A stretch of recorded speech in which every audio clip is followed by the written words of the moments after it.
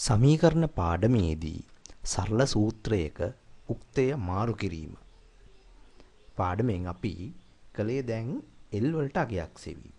කියන්නේ මෙන්න මේ L කියන මෙන්න මේ Lට අගයක් සෙවීම කලින් පාඩමකදී ඔබ කරා. මේ ඔබට පේනවා L උක්ත කළ ආකාරය. ඉන්පසුව අපි කල යුත්තේ මේ තියෙන S වලට N වලට සහ E වලට යම්කිසි අගයක් ලබා දුන්නාට පස්සේ ඒවා සුළු කිරීමෙන් L වලට දෙන අගය බැලීම. මෙහිදී අප S සමානයි 8ක් N සමානයි 2ක්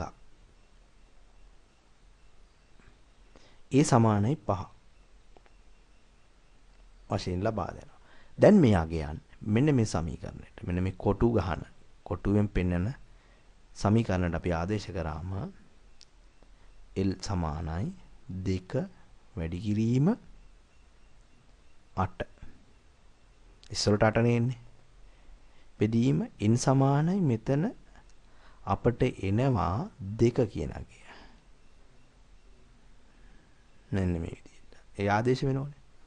ඊට පස්සේ අඩු කිරීම a කියන්නේ 5. මෙන්න මේ ආකාරයට අපිට පෙන්නනවා. මෙතෙන්ට මෙහෙම ආදේශ කරනවා.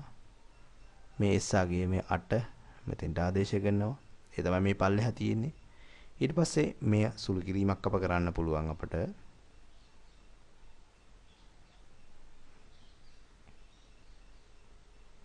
මේ සුළු කරනකොට මේ දෙකට මේ දෙක කපල යනවා. 8 අඩු කිරීම 5 L අපට L වලට ලැබෙන අගය 3යි. මේ විදිහට තමයි මේ අගය අපි සොයාගන්නේ. දැන් අපිට පේනවා මේ සුළු කරපු ආකාරය කොහොමද කියලා.